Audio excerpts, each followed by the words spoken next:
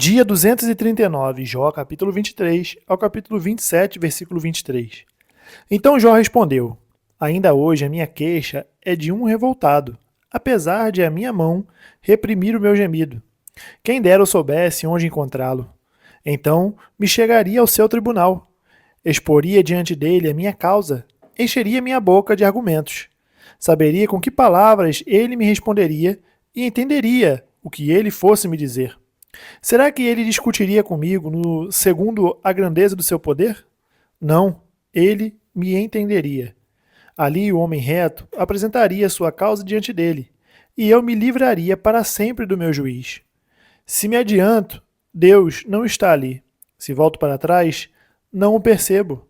Se ele age à minha esquerda, não o vejo. Se ele se esconde à minha direita, não o enxergo. Mas ele sabe o meu caminho. Se ele me provasse, eu sairia como o ouro. Os meus pés seguiriam as suas pisadas. Guardei o seu caminho e não me desviei dele. Do mandamento dos seus lábios nunca me afastei. Escondi no meu íntimo as palavras da sua boca. Mas se Deus resolveu alguma coisa, quem o pode convencer a mudar de ideia? O que ele quer, isso fará. Pois ele cumprirá o que está ordenado a meu respeito, e muitas coisas, como estas, ainda tem planejado. Por isso, fico apavorado na sua presença, e quando penso nisso, tenho medo dele. Deus é quem faz o meu coração esmorecer. O Todo-Poderoso me encheu de pavor, porque não estou desfalecido por causa das trevas, nem porque a escuridão cobre o meu rosto. Porque o Todo-Poderoso não designa tempos de julgamento, e porque os que conhecem não veem tais dias? Há os que removem os marcos de divisa, roubam os rebanhos e os apacentam. Levam o jumento que pertence ao órfão e, como penhor, ficam com o boi da viúva. Desviam do caminho os necessitados e os pobres da terra, todos têm de se esconder. Como jumentos selvagens no deserto, os pobres saem para o seu trabalho, à procura de alimento. Em campo aberto encontram comida, para eles e para os seus filhos. Cortam o seu pasto no campo e apanham as uvas que ficaram nas vinhas dos ímpios. Passam a noite nus por falta de roupa e não têm cobertas contra o frio. São encharcados pelas chuvas das montanhas e, por falta de abrigo, abraçam-se às rochas. Orfãozinhos são arrancados do peito e dos pobres se toma penhor. Os pobres andam nus, sem roupa, e famintos carregam os feixes. Entre os muros desses perversos, espremem o azeite, pisam as uvas no lagar, enquanto padecem sede. Desde as cidades gemem os que estão para morrer, e a alma dos feridos pede socorro, mas Deus não considera isso anormal. Os perversos são inimigos da luz, não conhecem os seus caminhos, nem permanecem nas suas veredas. O assassino se levanta de madrugada, mata o pobre e o necessitado, e de noite se torna ladrão. O olho do adúltero aguarda o crepúsculo, dizendo: ninguém me verá, e cobre o rosto. Nas trevas, ladrões invadem as casas, mas de dia ficam escondidos. Não querem nada com a luz, pois amanhã é para todos eles como sombra de morte, mas os terrores da noite lhes são familiares. Os perversos são levados rapidamente na superfície das águas. A porção deles na terra é maldita, e por isso já não andam pelo caminho das vinhas. A seca e o calor desfazem as águas da neve. A sepultura faz o mesmo com os que pecaram. A mãe se esquecerá deles. Os vermes os comerão com gosto. Nunca mais haverá lembrança deles. A injustiça será quebrada como uma árvore. Maltratam as estéreis que não têm filhos e não fazem o bem às viúvas. Mas Deus, por sua força, prolonga os dias dos valentes. Eles se veem em pé quando desesperavam da vida. Ele lhes dá descanso e nisso se apoiam. Mas os olhos de Deus estão atentos aos caminhos deles. São exaltados por breve tempo. Depois, passam colhidos como todos os demais. São cortados como as espigas do trigo. Se não é assim, quem me desmentirá e anulará as minhas palavras? Então Bildade, o suíta, tomou a palavra e disse: A Deus pertence o domínio e o poder.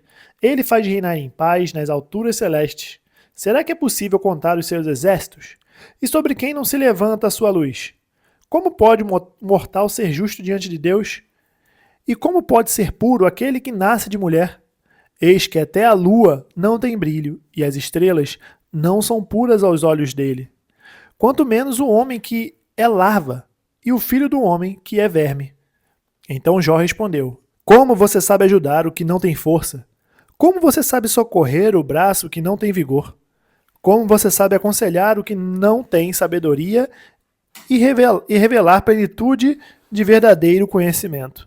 Com a ajuda de quem você profere tais palavras? E de quem é o Espírito que fala em você? Os mortos tremem debaixo das águas com os seus moradores. O mundo dos mortos está desnudo diante de Deus e não há coberta para o abismo. Ele estende o norte sobre o vazio e faz a terra pairar sobre o nada. Prende as águas em densas nuvens, e as nuvens não se rasgam debaixo delas. Encobre a face do seu trono e sobre ele estende a sua nuvem. Traçou um círculo sobre a superfície das águas, no limite entre a luz e as trevas. As colunas do céu tremem e se espantam diante da sua ameaça. Com a sua força dominou o mar e com seu entendimento despedaçou o monstro Raabe. Pelo seu sopro o céu se aclarou. A sua mão feriu a serpente veloz. Eis que isto são apenas as bordas dos seus caminhos.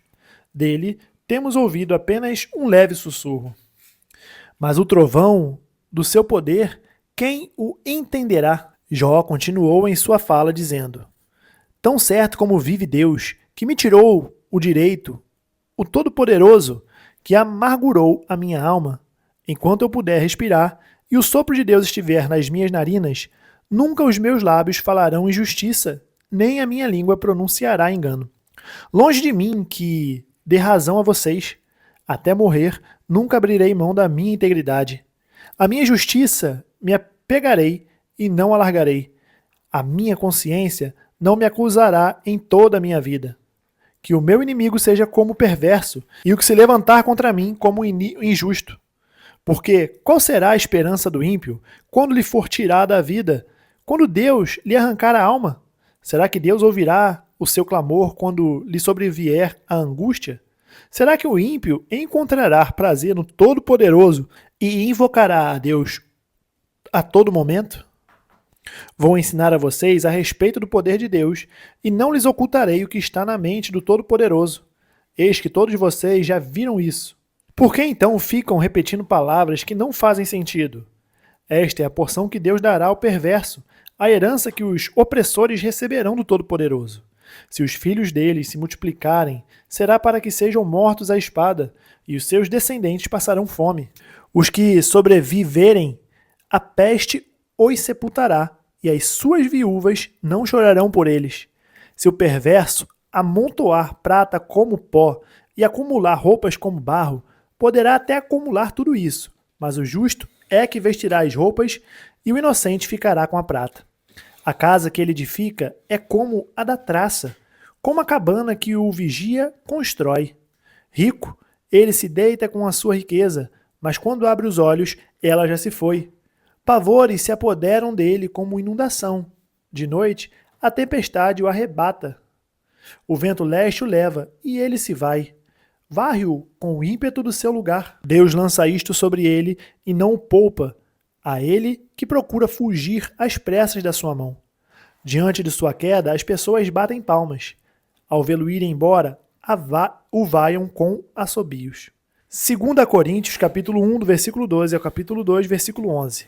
Porque a nossa glória é esta, o testemunho da nossa consciência de que, com simplicidade e sinceridade de Deus, não com sabedoria humana, mas na graça divina, temos vivido no mundo, especialmente em relação a vocês.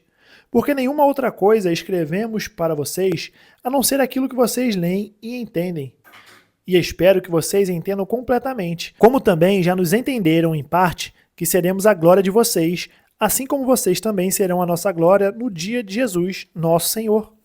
Com esta confiança, eu queria primeiro ir encontrar-me com vocês, para que tivessem um segundo benefício. Queria, ao passar por aí, dirigir-me à Macedônia e da Macedônia voltar a encontrar-me com vocês, sendo então encaminhado por vocês para a Judéia. Ora, ao requerer isso, será que agi com leviandade? Ou, ao tomar decisões, será que decido segundo a carne, de modo que haja em mim, simultaneamente, o sim sim e o não não?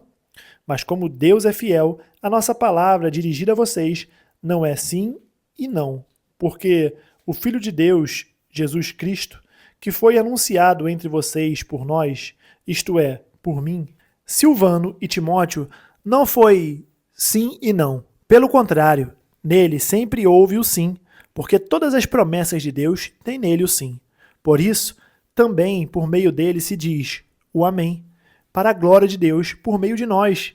Mas aquele que nos confirma juntamente com vocês em Cristo e que nos ungiu é Deus, que também pôs o seu selo em nós e nos deu o penhor do Espírito em nossos corações. Eu, porém, por minha vida, tomo Deus por testemunha de que foi para poupar vocês que ainda não voltei a Corinto. Não que tenhamos domínio sobre a fé que vocês têm, mas porque somos cooperadores da alegria de vocês, porque pela fé vocês estão firmes. Porque decidi por mim mesmo o seguinte: não voltar a me encontrar com vocês em tristeza. Porque, se eu entristeço vocês, quem me alegrará senão aquele a quem tenho entristecido? Escrevi isso para que, quando eu for, não seja entristecido por aqueles que deveriam me alegrar, confiando em todos vocês de que a minha alegria é também a alegria de vocês. Porque lhes escrevi no meio de muitos sofrimentos e angústia de coração, com muitas lágrimas, não para que vocês ficassem tristes, mas para que soubessem do amor que tenho por vocês. Ora, se alguém causou tristeza, não o fez a mim, mas para que eu não seja demasiadamente áspero, digo que, em parte, causou tristeza a todos vocês. Basta-lhe a punição imposta pela maioria, de modo que, agora, pelo contrário, vocês devem perdoar e consolar, para que esse indivíduo não seja consumido por excessiva tristeza. Por isso, peço que vocês confirmem o amor de vocês para com ele. E foi por isso também que eu lhes escrevi, para ter prova de que em tudo vocês são obedientes. A quem vocês perdoam alguma coisa, eu também perdoo. Pois o que perdoei, se é que perdoei alguma coisa, eu o fiz por causa de vocês na presença de Cristo, para que Satanás não alcance vantagem sobre nós, pois não ignoramos quais são as intenções dele. Salmos capítulo 41, do versículo 1 ao 13. Bem-aventurado é aquele que ajuda os necessitados. O Senhor o livra no dia do mal. O Senhor o protege, preserva-lhe a vida e o faz feliz na terra. Não o entrega à vontade dos seus inimigos. O Senhor o assiste no leito de enfermidade. Quando doente, tu lhe restauras a saúde. Eu disse: compadece-te de mim, Senhor. Sara minha alma, porque pequei contra ti. Os meus inimigos falam mal de mim. Quando é que ele vai morrer e ser esquecido? Se algum deles vem me visitar, diz coisas vãs, amontoando maldade no coração. Ao sair, é disso que fala. Todos que me odeiam se reúnem e ficam cochichando. Pensam o pior a respeito de mim, dizendo: foi uma peste que deu nele. E caiu de cama e não vai se levantar mais. Até o meu amigo íntimo, em quem eu confiava, que comia do meu pão, levantou contra mim o seu calcanhar. Tu, porém, Senhor, compadece de mim e levanta-me para que eu lhes pague segundo merecem. Com isto, saberei que te agradas de mim, em não triunfar contra mim o meu inimigo.